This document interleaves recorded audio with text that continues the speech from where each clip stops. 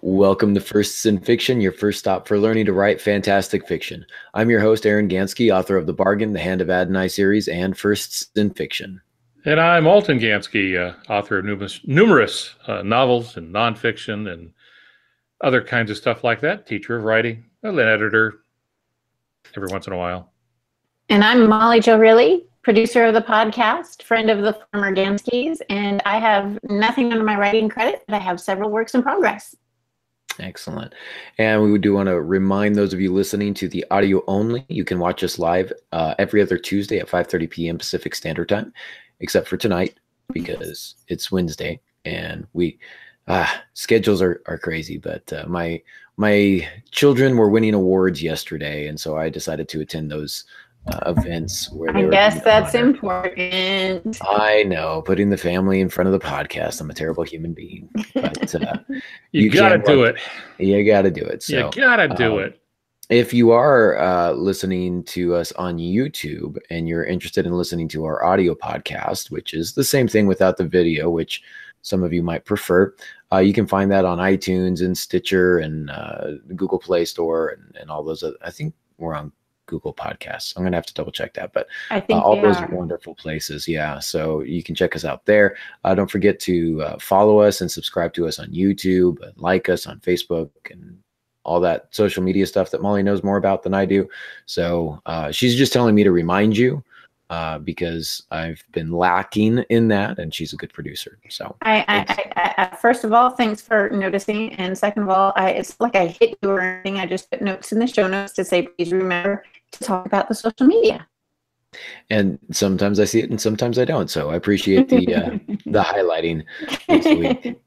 So also, you'll forgive my voice, please. I'll do my best to speak as loudly as possible. I'm working on a case of laryngitis here, it feels like. So you're working on it pretty good, it sounds like. Yeah, I'm gifted in the ways of losing my voice for no real good reason. So you know the great thing about laryngitis?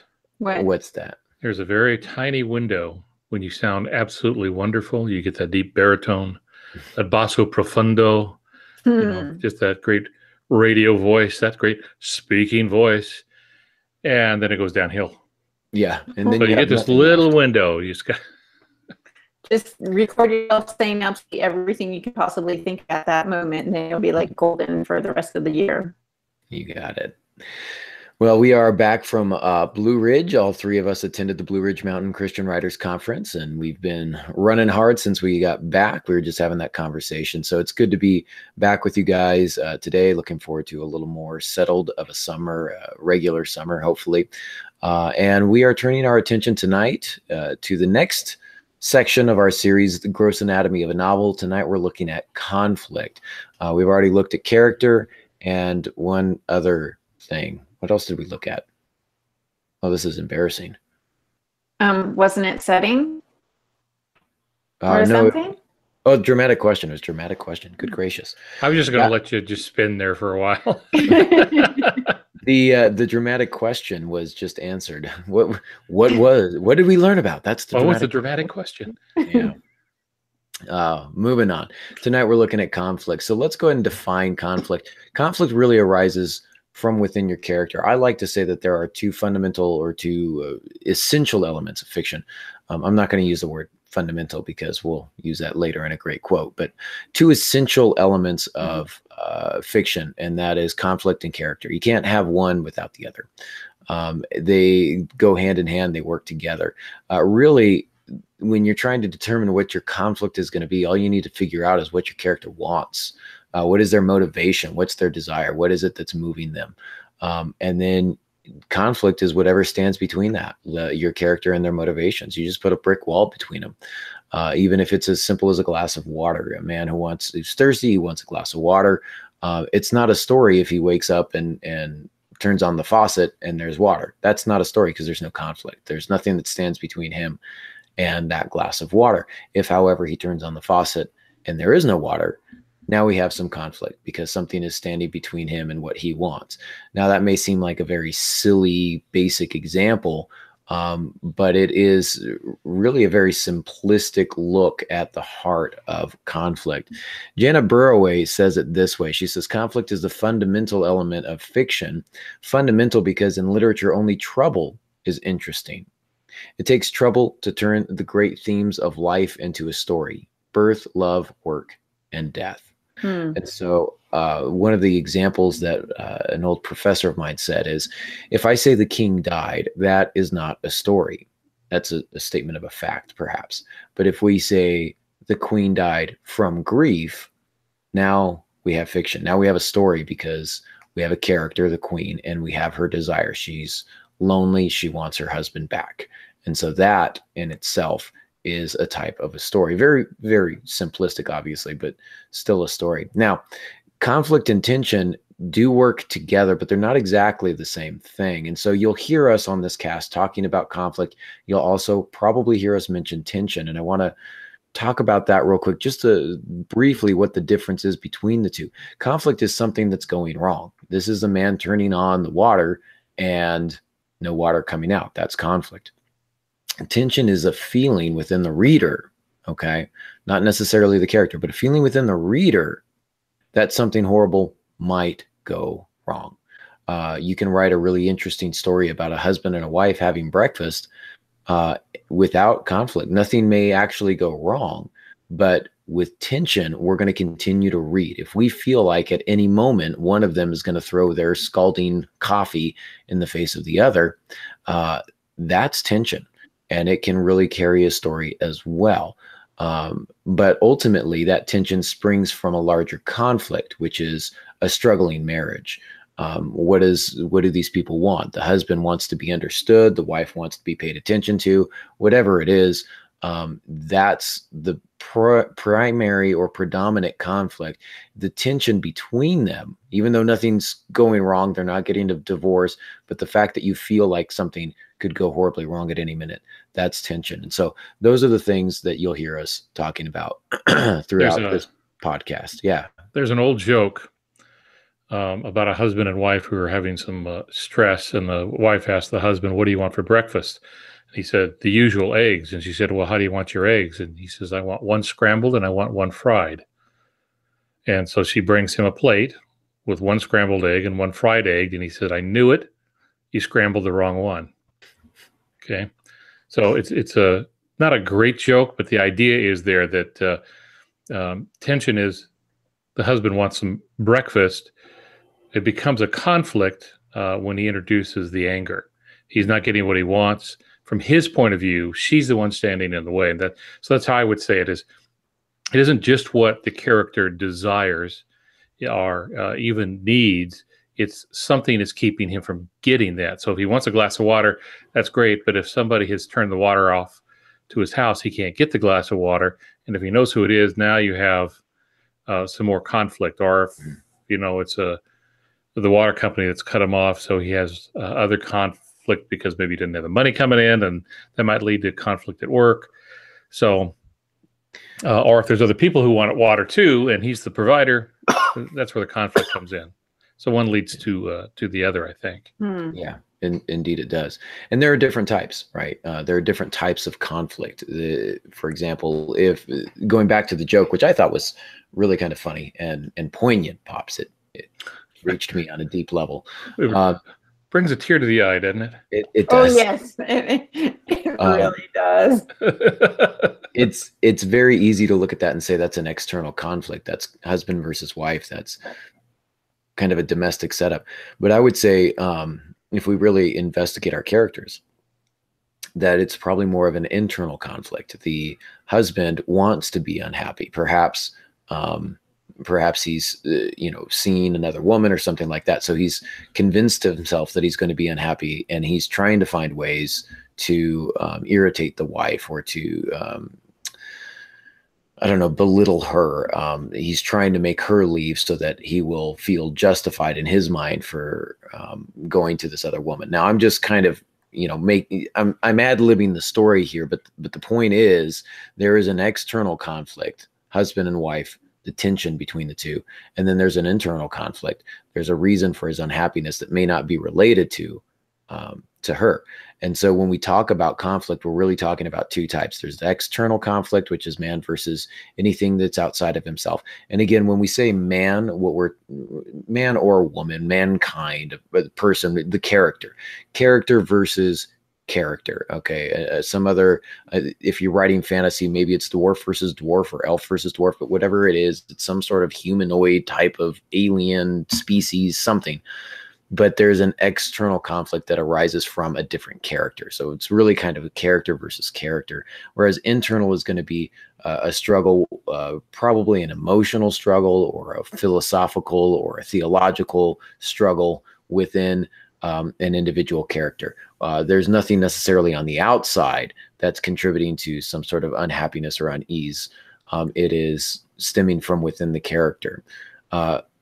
Underneath those two, we have different types of external conflicts. So we've talked about character versus character, which man versus man. There's man versus nature.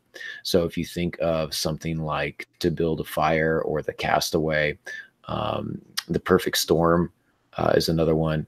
Those types of things where the character is out in the elements and nature is trying to kill them, or perhaps nature doesn't care that they're where they are. It's just going to go ahead and hurricane anyway. And now your character needs to find a way to survive.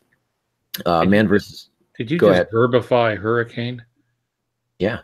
You just verbified it right there, just like that. I verbified it.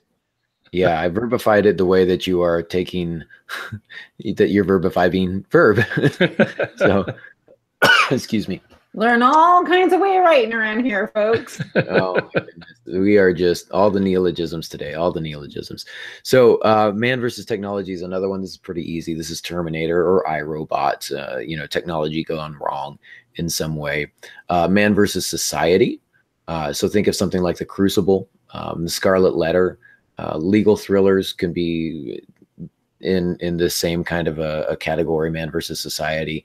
Man versus the gods or God, or any sort of supernatural, any paranormal kind of genre would qualify as this. So when we say God, we don't necessarily mean, one true God. We don't necessarily mean Roman gods or Greek gods, though it could be, like in the Odyssey.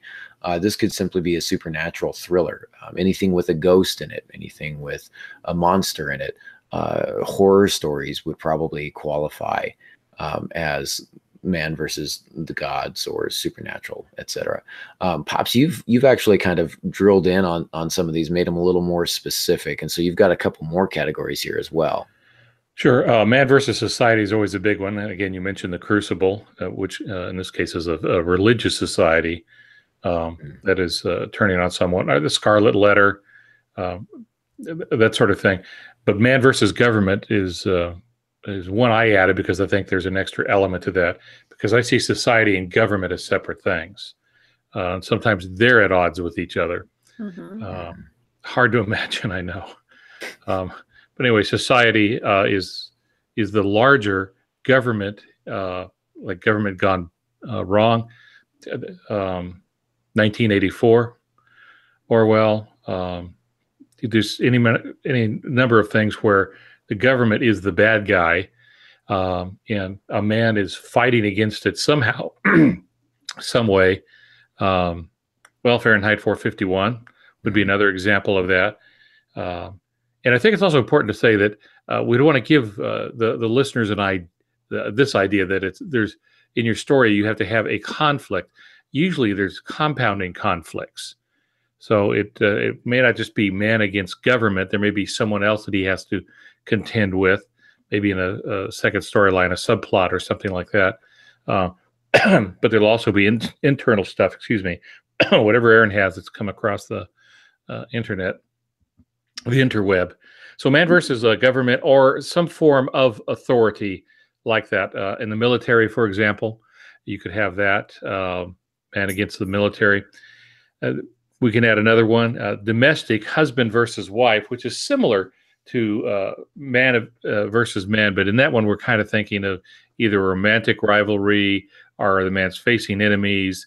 But here, husband and wife, there's a domestic component to it, which makes it a little different and can work well in romance stories, any other kind of story too. But husband versus wife, father versus son, those sorts of things.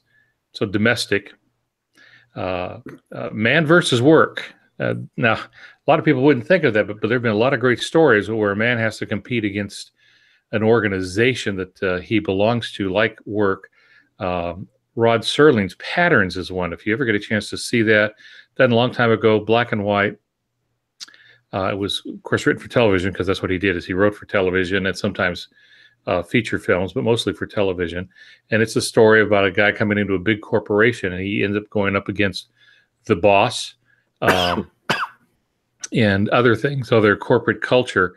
So Rod Serling's Patterns, really anything Rod Serling writes has this kind of conflict. He's very conflict oriented. We were talking earlier about conflict. Well,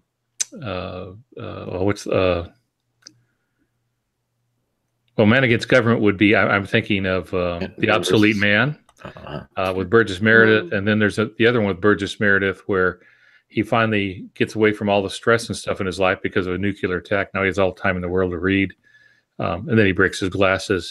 Time Enough at Last. Time Enough at Last. Rod My Serling, mother's favorite episode. Yeah, and he was such a great actor too. But it's that kind of thing. Rod Serling was just plain mean, to some of these characters. But Patterns is one worth seeing, and a great last line in that one too. And then Man versus the Unknown. We don't always know what's going on. And this can tie into things like Man versus God or the supernatural. Dean Koontz did a great one.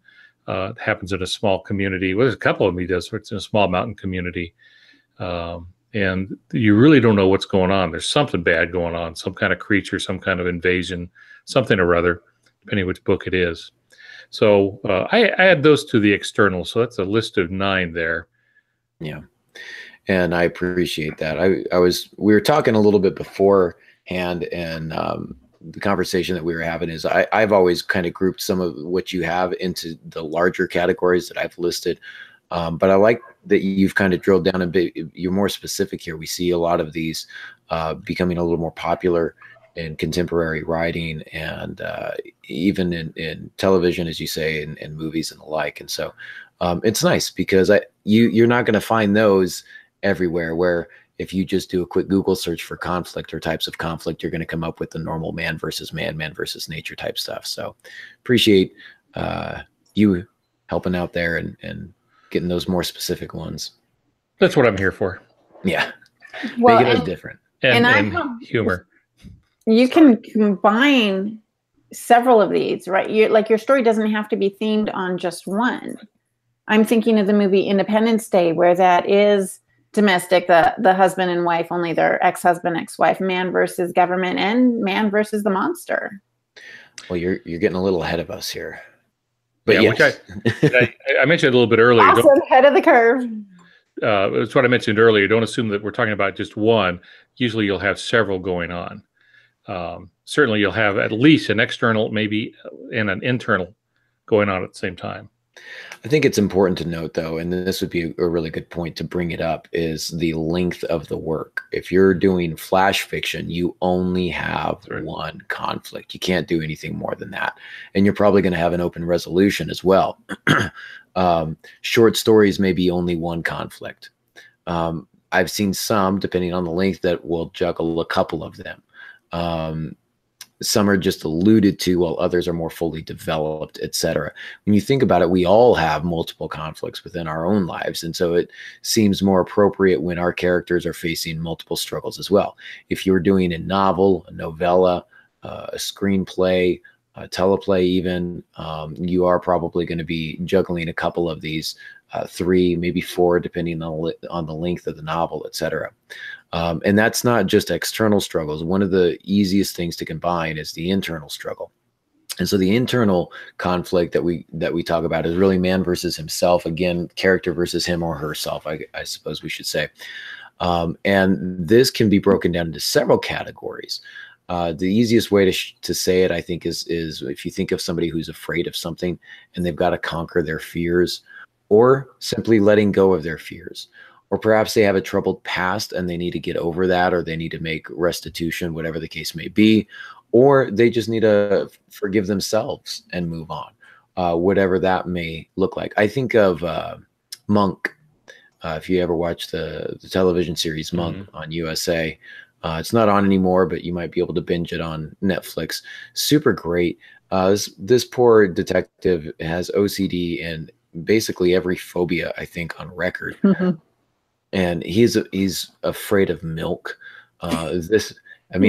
It's really, really ridiculous, but he's an incredible mind, incredibly gifted detective, and partially because of his crippling fears. And there's a great scene in which he's so dysfunctional, he needs a nurse, if you will. I don't think she's a nurse, but a helper, to go with him out into the world to help him actually function properly. And there's a great scene in which she's entangled with the bad guy on top of this roof. And of course, Monk's afraid of heights, and the bad guy has a gun. And so he's also afraid of guns. Gunophobia, I think they call that. And so that's exactly what they call it. Gunophobia. Yeah. Sure. Gunophobically going to verbify. Okay, here we go. And right up there with swordophobia and knifeophobia. Yeah. So she's struggling here, and she's saying, "Help me, Mr. Monk. Help me, Mr. Monk." And he's just standing in the doorway between the stairwell and the roof, and he's, of course, he's afraid. He can't step out onto the roof because of his fears, but his friend is in danger, and so, spoiler alert, he does finally get up the courage to go out and help, and he saves his friend, and they beat the bad guy, knock him out, whatever it is.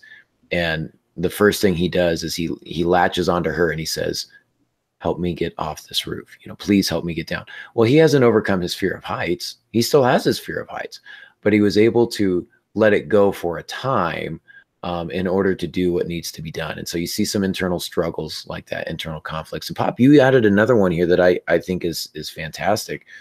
You want to talk about that one? Sure. I just want to add to that because Monk gets such a great characterization, and he exhibits all of these. He has several conflicts going on internal, but he also has some external conflicts, and it stems from his wife's murder.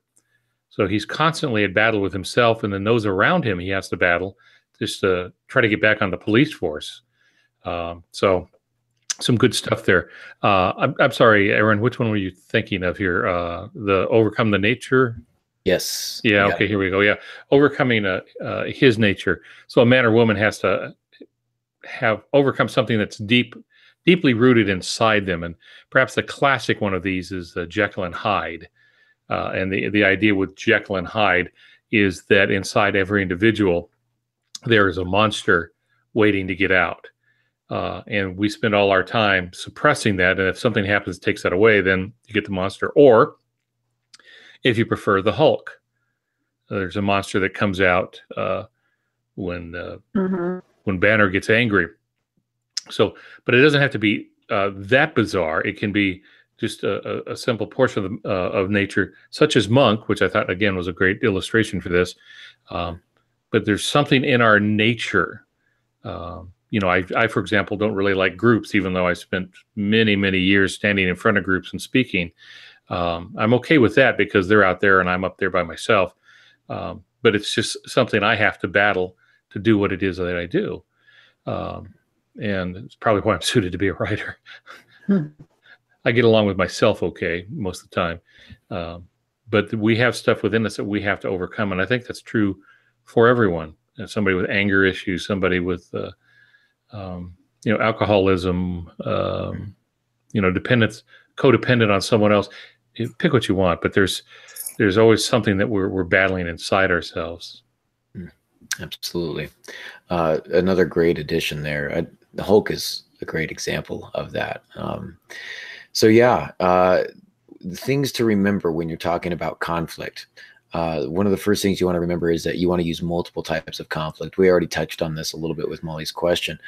Good novels really are going to mix internal and external conflicts. I think it's one thing to have multiple external conflicts, but I think it's great when we put in at least one internal conflict, maybe two. And the best way to weave multiple conflicts together, or the best novels weave multiple conflicts together throughout the work. Here's the caveat, though. If you're doing this, whatever conflicts you're introducing, you also have to resolve. And so it is a bit of a juggling act. And this is where we see this in the formula, the Hollywood formula, screenplays, a lot of movies. And they talk about the character arc. Really what they're talking about is that the character begins with some sort of internal conflict, and at the same time he or she is battling some sort of external conflict, and somehow through the process of overcoming the external conflict, they realize something about themselves, which helps to resolve the internal conflict. So everything kind of works together that way. You don't have to be quite so formulaic, but the reason that it is a formula is because it typically works, and readers and audiences do tend to respond well to that particular setup. There's something that's rewarding about it.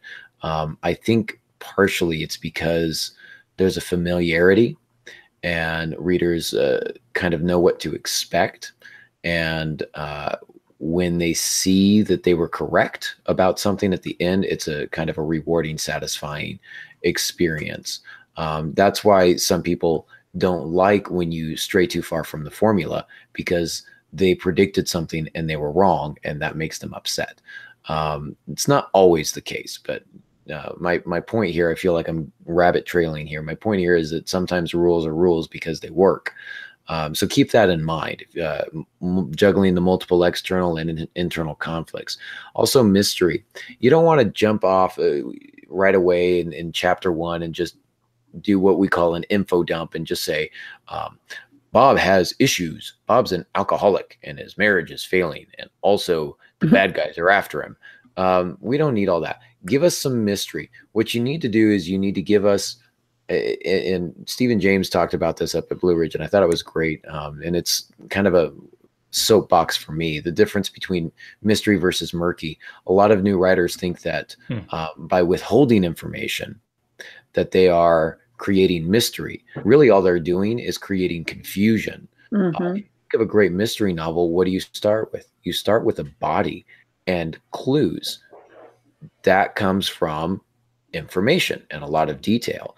And so mystery is actually established through giving information, through giving details. And you want to do that. It doesn't take much. But if you have somebody, you know, sitting out on their porch alone at night in the dark, drinking, we get the sense that something is wrong with this person internally.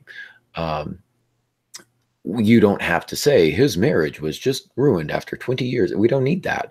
We'll discover it along the way. But what we see, the details that you're giving us help establish it's showing. It goes back to showing and not telling. And so do that. Show how multiple conflicts are being worked together. Empowerment, you want to give options to both sides.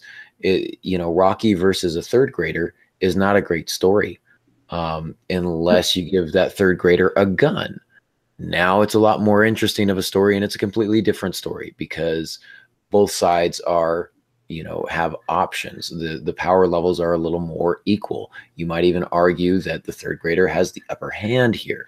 I don't know why a third grader has a gun. That's a whole different story. I don't want to get drawn into gun rights issues, but apparently I've used a lot of gun analogies tonight. So you're kind of scaring me. Yeah. So Pops, you have some stuff here with empowerment to remember as well. Yeah, and that was a good illustration to use Rocky against a third grader. The antagonists, whether human or nature or whatever, an organization must be stronger than protagonist. Otherwise, the threat is unrealized and unrealistic. And I call this the Popeye syndrome. The reason Bluto is so big in the Popeye comics is because he looms over Popeye. There's just no way Popeye's going to win, and usually doesn't unless he gets his spinach, and then all of a sudden now he's empowered to do that. If Popeye beats up Bluto or Brutus, depending which Popeye version you're watching, beats up the bad guy, the big bad guy, he's a hero. If he beats up Wimpy, who's asking for a hamburger, then he's just cruel. And so that's the difference. The antagonist, again, whether human or nature, must be stronger than the protagonist for there to be the proper tension and in the conflict, the proper tension of the conflict. The nobility of the protagonist is measured by the power of the antagonist. And Pops, I've heard you kind of talk on this point before, and that word power, I think, is a key word here, because the antagonist is not always stronger than the protagonist. The protagonist is often stronger, physically stronger than your antagonist. So when you talk about power, what is it that you're talking about? I remember specifically you're talking about an antagonist that was powerful but was not necessarily physically strong. Yeah, I've done several where the antagonist is actually physically weaker. I just used the word actually when I didn't need to. Is physically weaker. One was a woman scientist, but what made her dangerous is the knowledge she had and what she was doing. She was really feeding mosquitoes to carry diseases. Oh, no. So that because she worked for a big pharmacy, so the pharmacy could sell the cure. That's the basic idea with that. Mm-hmm. Then I had one where the antagonist, the true antagonist, was in a wheelchair, a neurological disease, a wasting disease. It's ultimately going to kill him if he doesn't get the help that he's after. It's a Perry Sachs story. Mm-hmm. But he's still terrifying because he has a lot of money. Mm-hmm. And he has a powerful sister who has no conscience, and a big bruiser that he can send out. So even though he is not physically imposing, the money he has, his exceptional intelligence, corrupted as it was, is very frightening and makes him someone to have to beat, difficult to beat. Think Lex Luthor versus Superman. There's no way Lex Luthor beats Superman in a bare knuckle brawl. It just isn't going to happen. So you have to empower Lex Luthor. How do you empower him? You give him resources, technology, money, power, wealth, influence, all that kind of stuff. And so it's the power level, those resources at his disposal that make him a formidable antagonist for Superman, if that makes sense. Right. So progression, another thing that you want to remember about conflict is progression. Which means you want to keep intensifying the number and types of obstacles the protagonist faces. You don't need 12 different conflicts on page 1. Now, remember, we talked about this earlier, that you do want multiple conflicts. You do want some internal, some external, but you don't need it all on one page. If we go back to the man who wants a glass of water, and he says, he turns on the faucet, there's no water. This is strange. He calls his wife. He says, "Wife, my beloved, did you not pay the water bill?" And she says, "Of course I didn't pay the water bill. I'm leaving you." Oh, okay. Well, guess what? The character's motivation is now different. It's no longer just to get a cup of water. His motivation is shifted, and now there's another conflict, right? So the conflict has shifted. His motivation has shifted. Anytime a character's motivation changes, the conflict must also change with it, if that makes sense. And so now we've got a different conflict, and it's a much larger conflict. And then if he is walking out his door to prove his love to his wife, and he's beset by ninjas, that's another conflict. It's not exactly a believable one, but it is another conflict. And so you want to escalate the conflict as it goes on. You want to kind of keep bringing it up. Right, Pops? Yep. In fact, in the novel length work, you're probably going to have several conflicts. There'll be an overarching conflict. That's the big thing where you try to answer the question, what happens if my protagonist fails? That's the big thing that has to be solved. But in the course of solving that, feeding that problem, whatever it might be, there's usually a whole host of things that push the protagonist back and makes it more difficult. So there's can be a number of smaller, subservient conflicts that carry the story along. At the same time, the reader's keeping in mind there's this great big thing that needs to be done, or the world comes to an end, or something like that. Yes, indeed. Again, Molly, you've got some notes here. Are you doing a little bit better on the cast now? You were having a little bit of technical difficulties. It completely blocked out. It dropped, and I thought the whole thing went dead. So I seem to be back now. Yeah, you are. You're pretty Silent. garbly. Yeah. Yeah. Okay. You're pretty garbly. Oh, that was a good okay. The okay was perfect. Okay. I might be overselling the okay. Should I log out, log back in? You can try. I'm not sure if it'll do much, but we might just have to kind of deal with it. Normally, okay is just mediocre. Because all right, moving on. But Molly, you do make some good points. Since you're having a little bit of trouble, I can mention them here. You say that the conflict needs to be escalated in a believable fashion. So you probably don't want ninjas attacking the man who just wants a glass of water. It just, at that point, it doesn't make sense, and you're trying too hard. Usually conflicts, when you think of escalation, think of an escalator. It's going up, but it's still to the same building, and so there's still a connection.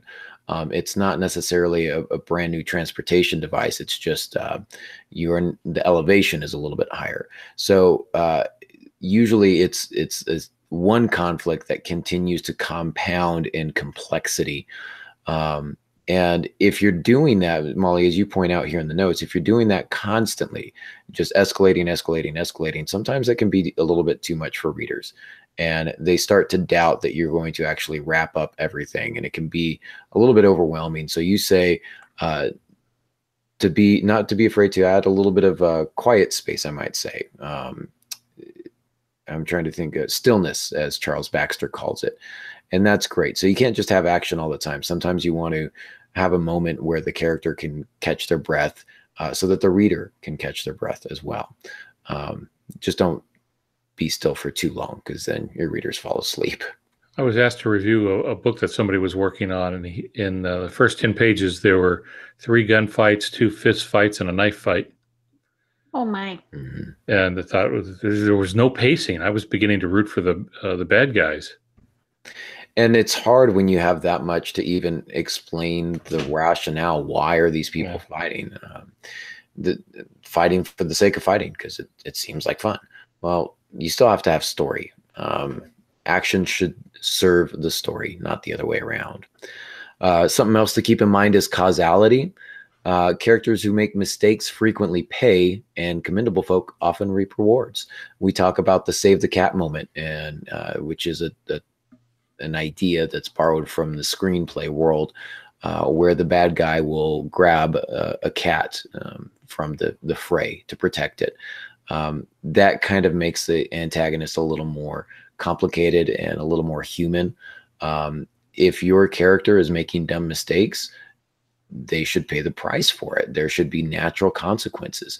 If they decide to jump out of an airplane without a parachute, please don't say that they caught onto the leg of a bird and the bird brought them down safely. Like, no, like, you jumped out of a plane without a parachute. You should bounce a few times on the ground. Like, so causality, characters reap the rewards, whether it's for good actions or bad actions. That's another area where readers feel satisfied when they see that. When you've got a bad guy and he's really, really, really bad, readers want to see them pay for their badness. If you see a good guy who's constantly trying to do the right thing, but the world keeps dumping on him, they like to see that hero eventually rise, and they like to see some goodness come his or her way. They like to see the nerd get the girl. They like to see the underdog Rocky beat the heavyweight champion. They like these types of stories because these characters are empathetic. And so they're heroic in some way, or they're evil in some way. And it just seems like it's satisfying to readers because it's what we expect, and it's what we think we deserve, or the characters deserve in that regard. You want to provide some surprise. And so this kind of goes to the idea of mystery. You can still give a lot of detail and surprise people. The way that you do that is providing complexity. In a mystery, you have red herrings. In a suspense, you have multiple plot lines going, different characters. You have different characters with different needs. And so you're juggling a lot of that, and that can be hard to guess for the reader when they're trying to piece everything together. So you want to provide that type of complexity. Encourage the reader to identify with your characters by making empathetic characters. We kind of talked about that. One of the ways that you do that is by giving the character a reasonable desire. If they want what we want, it's really easy to root for them. They want to be loved. They want to be respected. They want to be well thought of. They want to be powerful. They want to be noble. They want to be courageous. Whatever it is, those types of desires really resonate with us. And in that way, you can think of that kind of as a universality. There are certain things that almost all of us want. And if your character wants that, then whatever conflict they face, whatever struggle they face is going to feel meaningful. Again, if it's just for a glass of water, that's not a very meaningful struggle. And it doesn't matter if your story takes place on Zarkon 7 or on Middle Earth, or on just plain old regular Earth. What the characters want, that kind of universality, creates those empathetic characters, which makes us want to root for these people as we go on. Yeah, and that's one of the things that conflict does, is it drives the story forward.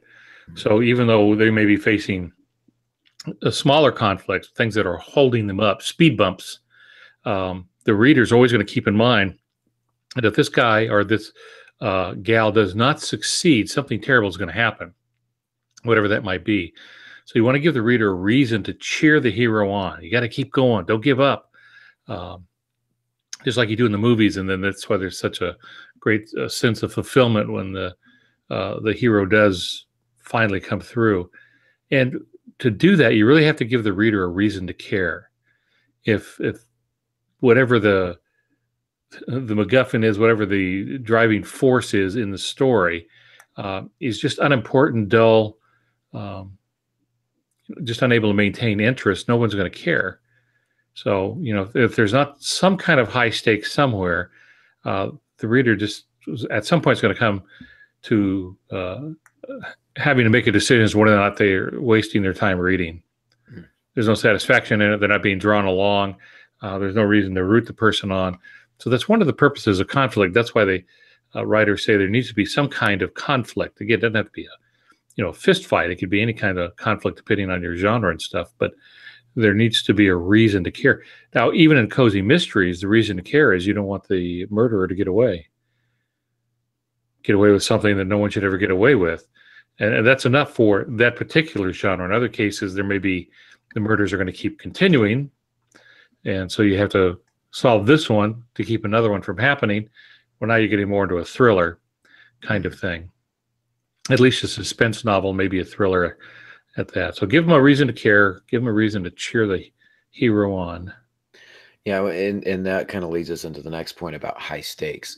You want to convince readers that the outcome matters because someone they care about, specifically your characters, could lose something precious. So conflict isn't always a gunfight, contrary to how many times I've referenced gunfights in this episode. Jerome Stern talks about writing a very compelling short story about an old woman trying to thread a needle. It doesn't seem very action-packed, but if this becomes a symbolic action of her ability to care for herself and live on her own and not let her daughter put her into a home, and she needs to prove to her daughter that she's capable of caring for herself, and she's trying to thread this needle with very old, frail, shaky hands, that could be a very riveting story to read, because we are empathetic toward this woman. We want her to be independent. We don't want her to lose that independence. We want to see her continue to be strong and in control of her own destiny and these types of things, because those are all things universally that we want. So she becomes empathetic. We care about her.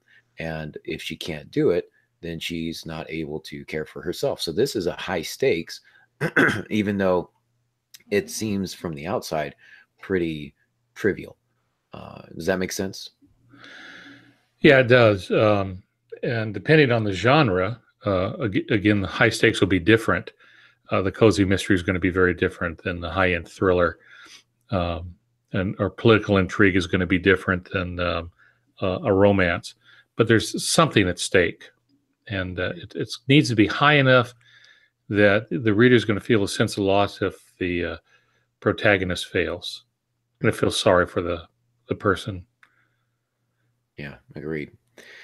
So where does all of this lead us? Well, we've been escalating the tension and the conflict, and that, of course, is going to bring us to the top of the plot arc, if you will, and that's going to be the crisis moment, the do or die moment. This is where everything culminates, all of the conflicts. If you've been juggling multiple, this is the primary conflict, but it might be several of the conflicts working together at the same time, all kind of coming to this crisis moment at the same time. And I'm going to quote Jerome Stern again. I think he's great. His book is Writing Shapely Fiction, and I think that's what it's called. So pick that up on Amazon if you don't have it. It's a great book. But he says this. He says the crisis may be a recognition, a decision, or a resolution. The character understands what hasn't been seen before, or realizes what must be done, or finally decides to do it. Timing is crucial. If the crisis occurs too early, readers will expect still another turning point. If it occurs too late, readers will get impatient. The character will seem rather thick. Excuse me. Sorry about that.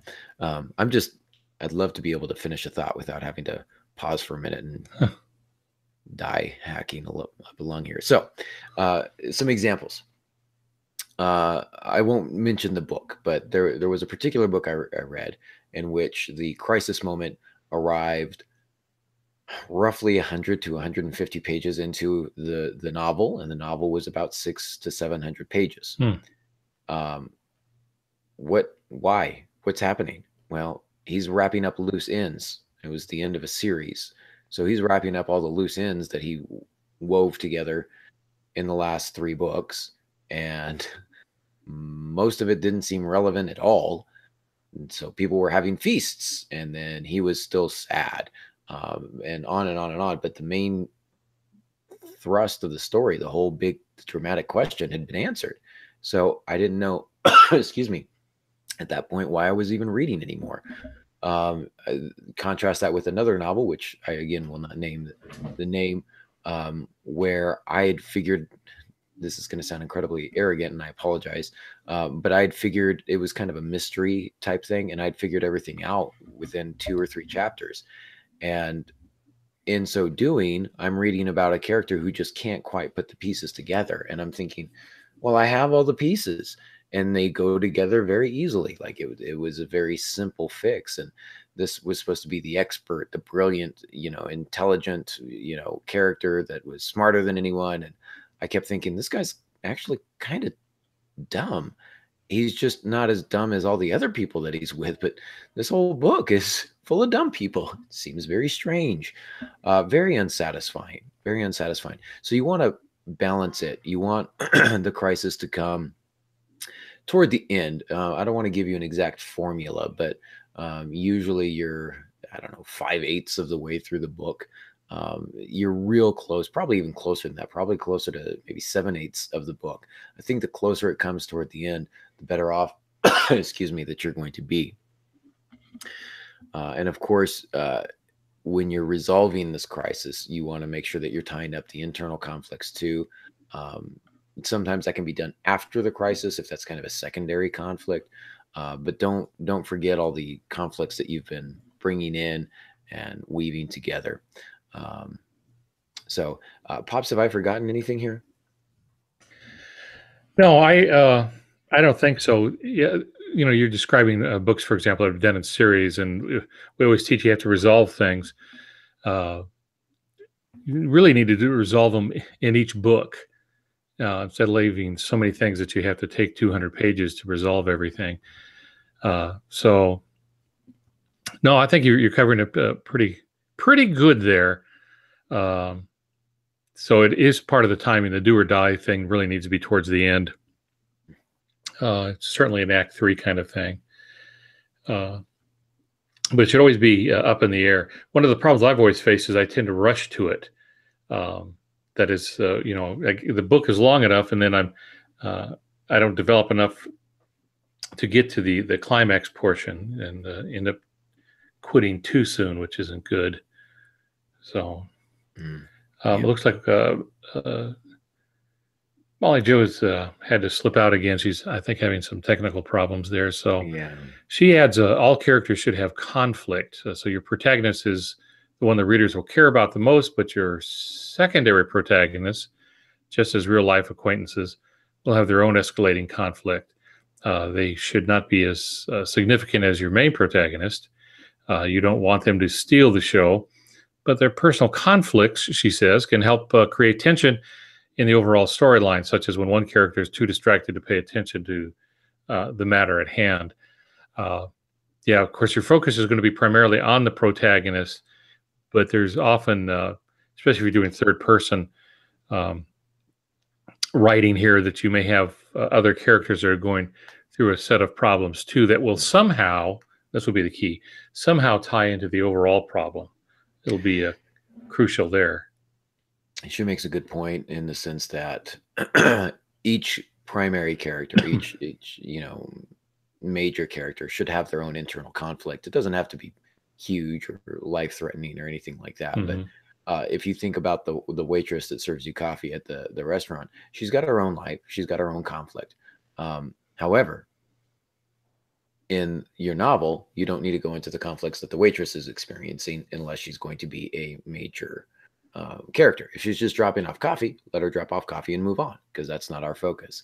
Right. But whoever is sitting there having coffee together, those are probably our focus characters. And even if you don't really get into it, just when you're writing the characters, just understand where they're coming from, what their desires are, what their internal conflicts are. She had one more note, is that correct, or did you get them both? Yeah, let's see if I can get this. She says as well, your antagonist should have some modicum of conflict and struggle. Rarely is a person purely evil. There are a few that are purely evil, so it can happen, but usually those people are psychotic in some way, or have some other kind of mental disorder that makes them that way. I've done one or two that they just truly are whacked. And it's always a relief that they get their just desserts in the end. But rarely is a person purely evil. It's possible in your story that the reader may pick up on the innuendo of what has shaped your antagonist. And I think she's bringing up a good point here. I've done that from, quite a few times, where I want the reader to understand why the antagonist is so bad. What's happened to the antagonist that's made the person that way. Not so much that we start feeling really sorry for them, but it's something that they've embraced and made worse. But some of the behaviors should still be there. So near the end of, she says, near the end of Stephen James's The Pawn, we discover why the illusionist, who's a character in the book, is as sick and twisted as he is. He doesn't have to be threaded. It doesn't have to be threaded throughout the story, but it should satisfy some of the reader's empathy, at least explain why the person is that way. Now, you can't do that with every character. I mean, it's hard to really pinpoint why Hitler was what Hitler was. There are things that have affected him, partly World War I, partly failure and other things in his life, and then and partly because I think he was, well, if not insane, he was close to it. There was certainly something going on there to be that evil. But we do see that people can be far worse than we can imagine. It is nice in some cases, though, to have a reason that sets them off. If it does nothing else, it satisfies curiosity. Indeed. Yeah, well, we have a couple questions here from the chat room before we sign off. So Dave is about the only one who's been able to stay the whole night. We've had people popping in and out, and I think some of that's schedules and probably some of it's technical difficulties. But Dave asks, and I'll throw this one to you, Pops. Oh man, somebody just said something. Now I need to go up again. Thanks a lot, Dave. Blame Dave. Blame Dave and Google. They're our scapegoats tonight. Dave wants to know, do you think a comedy with very trivial conflict funny because it's so trivial could work. What do you think, Pops? Well, that's the Three Stooges, isn't it? Yeah, Isn't it's that also Laurel and Hardy? Yeah, and it's Seinfeld too. I was just going to say, isn't that Seinfeld? A whole series about nothing. And hilarious, by the way. Yeah. So. Sorry, I can only search my topic for movies. Okay, Siri, you were not invited on this podcast. Siri heard the aforementioned television program and said, "I can't search." That's funny. Except by title or something. I don't know. So Dave also asks, does conflict have to always get resolved, or can the conflict remain unresolved at the end? The conflict I think the protagonist is facing needs to be conquered in some fashion or another. So yeah, it needs to be resolved. It may not fix the world. You may just, if it's a global kind of thriller thing, you may have just saved the world for, another 6 months, but it doesn't mean the overall problem is gone. James Bond and, the force he's always up against is always coming up with something. Get Smart, same kind of thing. So they keep coming back. But whatever that particular problem is, the hero should win in most cases, unless you're writing a tragedy. But well, even in a tragedy, the conflict is still resolved because the crisis moment is the do or die. And so if the character is dead, then the conflict is over. They don't want anything anymore. Unless you read The Lovely Bones, which is narrated from the point of view of a dead girl, in which case she wants to be alive again. But that's a different thing. I think the central question here is, do you have to have kind of a complete resolve and tidy everything up at the end? That seems to be the contemporary way of doing it in terms of commercial fiction. Literary fiction, which tends to be a little more, along the lines of tragedy, etc. A lot of times they'll leave things unresolved. I notice most unresolved, I guess just unresolved conflicts exist within short stories. That form tends to have open resolutions. That's the word I'm looking for. Tends to have an open resolution. Novels, readers typically like more of a finite, a wrapped up, specific conclusion to the crisis, because otherwise they feel like, well, why did I spend 350 pages reading this if you're not going to tell me, how it ends? If you've got a series and you're going to resolve the primary question later, then sometimes you can get away with it, blow up the Death Star the first time, but then they're building a bigger, badder Death Star, those types of things, kind of like you were alluding to earlier, Pops. So, but if you're just writing a standalone, most contemporary American readers of commercial fiction like to have the conflict tied up. And there's a reason for that, because the reader invests in the protagonist and identifies with the protagonist. So imagine Jurassic Park and they all get eaten. So think of the movie where they're flying off in a helicopter. It's more satisfying. Yeah, they're battered, they're beaten, but they made it off the island. They didn't solve the overall problem on the island, but that wasn't the issue. The issue was, how do we live? How do we keep these kids alive and all that? So it has a satisfying ending. They made it off the island. The overall problem isn't solved, and that's why there's a series of books that follow that. But that's once you identify with the protagonist and then you kill that protagonist off, you get letters. You can get some pretty bad letters because they so identify. But I would even argue that the character's dying is still kind of it's a type of a resolution. It's not an open resolution. I'm thinking of a short story I did one time called The Candle Ballerina, which is about a girl who basically, I guess for lack of a better term, wakes up and she's all alone in the world. And I go on to tell this story and I get to the end and I never say how she ended up to be all alone in the world. And everyone said, well, why? What happened? Right. I said, it doesn't matter. It's not important. What matters is what she did when she was there. Apparently I was wrong about my own story because everybody who read it, and I mean everybody, wanted to know. And so I didn't think it was main point of the story, but I also didn't do a very good job of explaining what the main point of the story was if it wasn't how she ended up all alone. When I did Dark Moon, it's about a red spot that appears on the moon and grows, and then it disappears. And I got letters saying, "Well, what was it? How did it disappear?" And my point to those people was, my character doesn't know. Therefore, I don't know, and you can't know. We don't know. That's the way it is. No one's going to go to the moon right now and take a look at it. So it would be disingenuous of me, unless I stepped out of character and did a omniscient point of view or something, did a God point of view to explain it. There was no way to know. So I wanted to be true to that. But there were readers that felt like I should have told them what it was. And I wasn't going to do that because I have no idea what it was. Yeah. Which is problematic. Yeah. So last comment here, also from Dave, who seems to have the only working computer. So it seems to me like two characters could have conflict, I'm assuming with each other in between them, but have to resolve it or keep it in check because they have to work together to solve the mystery, save the princess, get out of the problem they have, etc. Yeah, I mean, that's almost every cop drama I've ever seen. That's The Odd Couple, those types of things. So that's a well-worn trope of the characters in conflict who are thrust into a larger conflict that they must then set aside their own personal differences to overcome a greater evil, blah, blah, blah.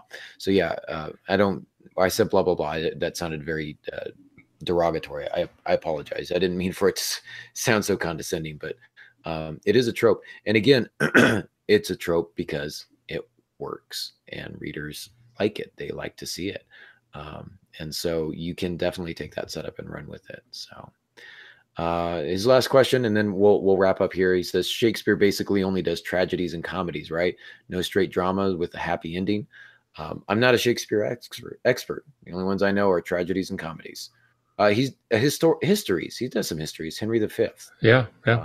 So that's not tragic. And yeah, so he does tragedies, histories, and comedies. And sonnets. And sonnets and poetry. Yeah, I've probably missed some. So all you Shakespearean scholars out there, please forgive my ignorance in that regard. So we are done. We're over a little bit here. And so we'll go ahead and wrap it up. We will be back in 2 weeks on Tuesday again, assuming my schedule doesn't get weird. We're going to look at gross anatomy of a novel. This time we're taking a look at setting. So if you're looking for us throughout the week, you can find us on Facebook and Twitter and all the social media outlets. And you can find Pops at altongansky.com. You can find Molly at franklymydearmojo.com. And you can find me at aarongansky.com. So we thank you so much for listening. And until next week, good writing.